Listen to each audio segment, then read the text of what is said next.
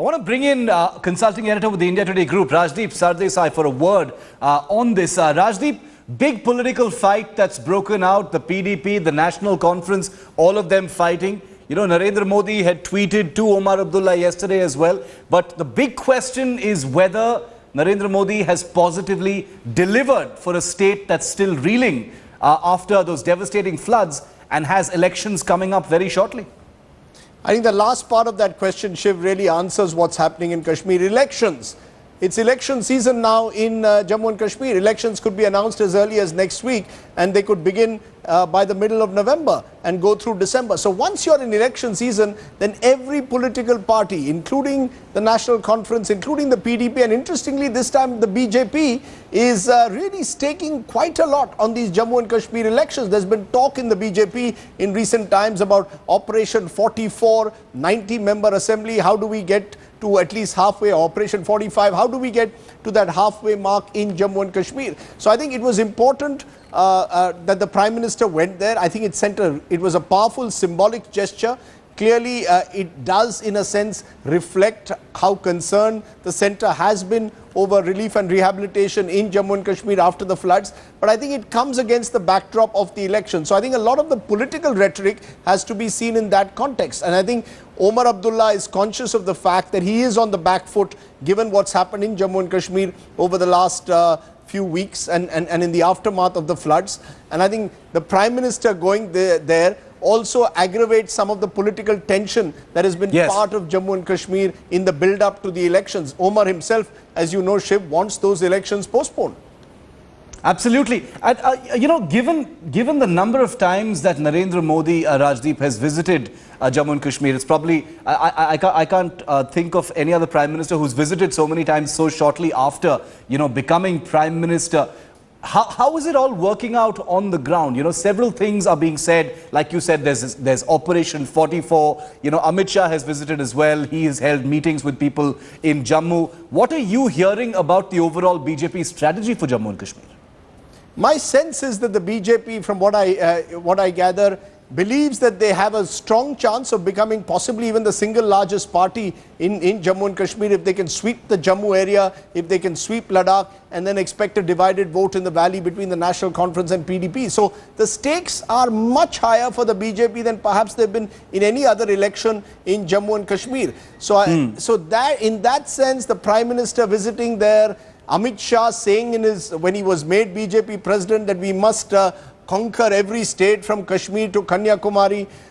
In a sense, the BJP is investing much more in Jammu and Kashmir than previous governments have. I think the Prime Minister's visit at one level needs to be distanced from politics because he is, after all, the Prime Minister of the country. Yes. It was important for him to go there, see for himself on the ground what's happening. It's not the first visit he's paid there. But I think you've also got to put it in the context of the fact that the Prime Minister, I think, knows that in the valley, it's not as if the BJP is going to make any gains electorally. But I think he's trying to again send out a powerful message that he's the Prime Minister in charge. So while the rest of, you know, often politicians on Diwali day will probably spend it at home or celebrating with their fellow politicians, here's a Prime Minister who actually goes to ground zero. Yeah. How wary, Rajdeep, do you imagine, you know, parties like the National Conference and the PDP are, you know, given all the things we see, you know, Narendra Modi is doing, the attention that's being paid to Jammu and Kashmir? Look, I think my sense is that the PDP has, interestingly, in recent weeks, spoken a language that suggests they possibly see the BJP even as a post-poll partner.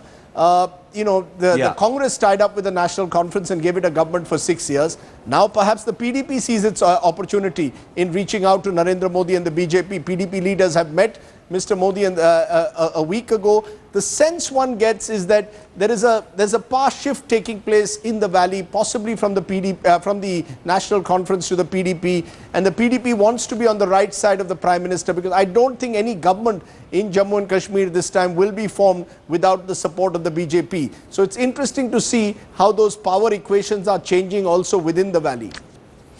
You know, we off and on, you know, Rajdeep, we hear some specific things that the BJP, of course, never, you know, sort of comes on record about, you know, the plan for a first Hindu chief minister and, you know, other such contentious things that are thrown about from time to time.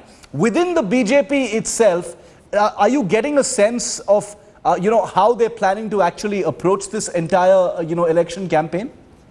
I think it's a tough one for them to approach because they know that their strength is in Jammu.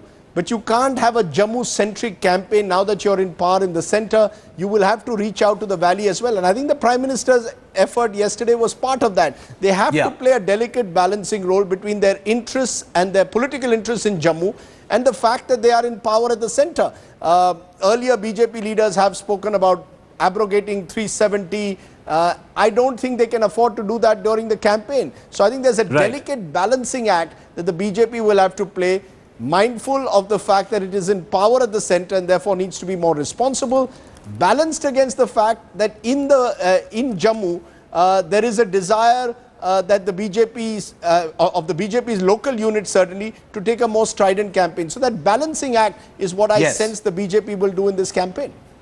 All right, Rajdeep, thanks for the moment. We're going to slip. Hello and welcome to this special here on Headlines today, on a day after the Prime Minister has visited the valley on Diwali. We are joined by the Chief Minister of Jammu and Kashmir, Omar Abdullah. Appreciate your joining us, Omar Abdullah, here on Headlines today. One of the big questions, Omar Abdullah, is now over the relief package. The Prime Minister has announced a relief package of 745 crores.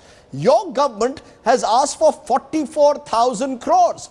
Quite simply, these two numbers don't match. How do you ask for 44,000 crores when the Prime Minister and the centre is saying 745 crores for rehabilitation? Well, I think that's because you're comparing apples and oranges. What the Prime Minister has announced is an interim measure out of the Prime Minister's Relief Fund.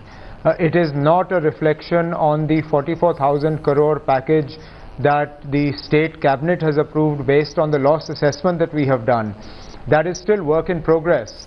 And if I understand correctly, the Prime Minister has indicated that he has instructed the central government to arrive at a conclusion at the earliest with regard to this package and decide how much of it is admissible and how much of it is going to be released. So I don't think we should compare what the Prime Minister announced in Srinagar as an interim measure from his own Prime Ministerial Relief Fund and the 44,000 crore package that the State Cabinet has asked for. Am I to then understand that you are positive and upbeat over what the Prime Minister did yesterday, came to Jammu and Kashmir, came to the valley on Diwali day, has announced a package? Do you see it therefore as a positive step forward and not about quibbling over numbers and figures? There was no quibbling.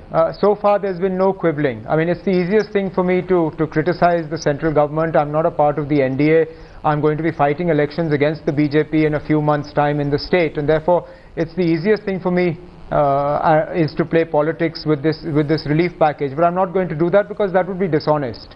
At the end of the day, we've got no indication so far that the government of India is going to turn down the state's demands. And therefore, if the Prime Minister comes on Diwali, which is the biggest festival in his calendar, and spends time with the troops in Siachen and then comes to Srinagar and spends a few hours there, announces an interim relief for two very crucial areas, which are housing and hospitals, and goes back, I don't see how I can find fault with that. Well, that's good to hear that there is a bipartisan approach. Interestingly, while announcing this relief of 745 crores, the Prime Minister also said that the announced amount will directly be credited into the bank account of those who suffered at the hands of the floods. Some will see that as an expression of no confidence in your government's ability to provide relief to the victims. No, absolutely not. If I understand correctly, that is the way the Prime Minister's Relief Fund operates, as does any Chief Minister's Relief Fund. When I issue relief out of the Chief Minister's Relief Fund, it doesn't pass through multiple hands. It passes directly to the beneficiary, regardless of who has recommended that relief. A number of political colleagues of mine, opposition members, they often recommend relief to people. But I don't hand over the check to the person making the recommendation. I pass over the relief directly to the person who is the beneficiary of that relief. And that's exactly how the Prime Minister's Relief Fund operates as well. And therefore, I mean, it's again, I think it's convenient to try and draw meanings where none are necessary. If this 44,000 crore package of relief was to be distributed in a way in which the state government was entirely bypassed, that perhaps would be a different story altogether. But with the Prime Minister's Relief Fund, I have no complaint. Okay. As far as I'm concerned, my aim is not to become an administrator of relief packages. My aim is to ensure that the relief reaches the people in the quickest and shortest time possible. But that's, and if that's that means precisely the directly question. transferring from the Omar, that's precisely the question, What? because over the last month or so, questions have been raised whether the relief is really reaching those who need it the most. You've heard voices, we've heard voices in the valley where people have said they haven't got the money. There have been questions over corruption in distributing of money. That's where people believe that there is a need for greater transparency and ensure that the state government also delivers. Look, Rajdeep, I'll make the point that it is very easy to sit in Delhi and then decide that there is corruption and there is misgovernance and there is all sorts of other problems. We have so far distributed only 75,000 per fully damaged house, which has been done in an extremely transparent manner, where a team of no less than 6 or 7 officers together have had to certify whether the house is damaged or not, after which through an electronic benefit transfer, wherever bank accounts are available, the money is being transferred, and whatever money is disbursed, whether under the Chief Minister's Flood Relief Fund, under any central package, under any money that has been collected under any way by the state government, it will all be accounted for. We have already Are you saying you're satisfied? There will be a third party. Omar Abdullah, are you saying you're satisfied? Are you satisfied with what your state government has been able to do?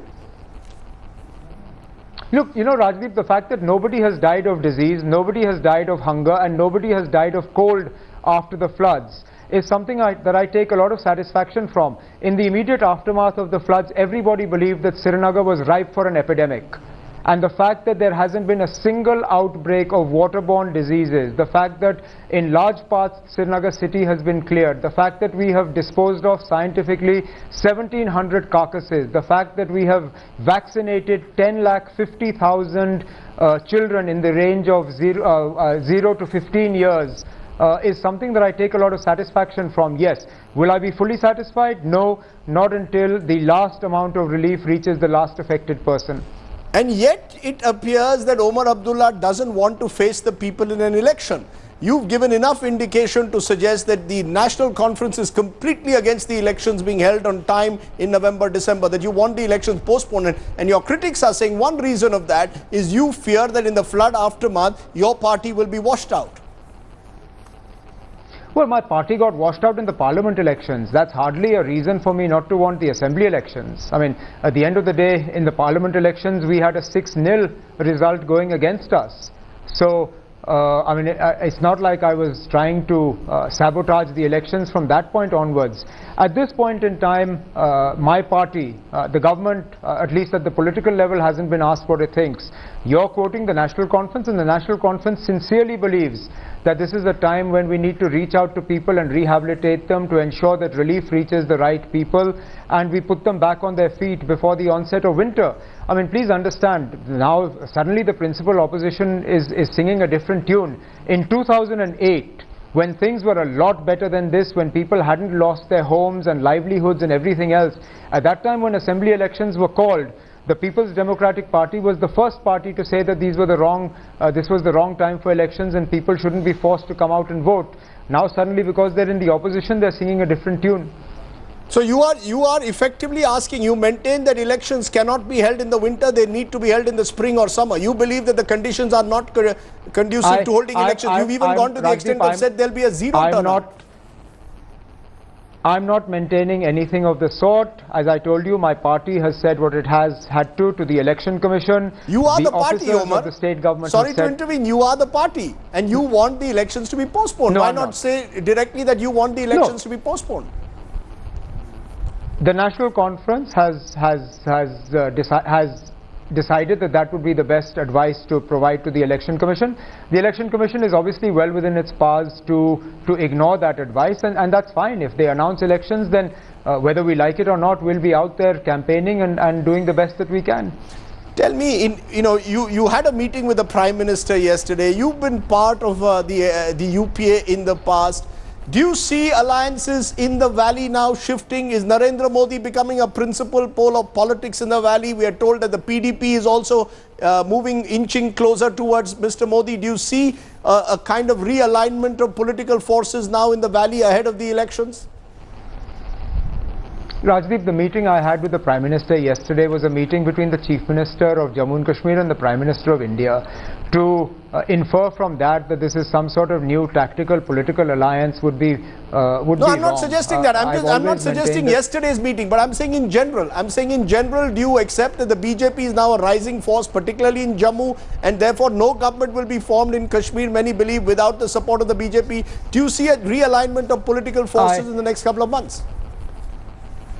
I think that would be very premature at this point in time. Let's see what the voters of Jammu and Kashmir decide. I mean, for most of you sitting here, you've already written the National Conference off. So how does it matter what sort of alliances form? I mean, if we're not going to have anything to talk with, then then why drag us into post? You haven't written yourself off. You haven't. You believe that the National Conference still has every chance in the elections. Absolutely. Why should we write ourselves off? We have 6 years of good achievements to talk about. Yes, the flood was difficult for all of us, but even the post-flood situation, as I keep maintaining, we have ensured that not a single person has died of disease, hunger or cold in the aftermath of the floods. I mean, what more could you ask of us? Okay, Omar Abdullah, we'll let the people of Jammu and Kashmir decide that question, whether you've done enough for them in the last 6 years to deserve re-election. But for now, I appreciate your joining us here on Headlines Today. Thank you very much.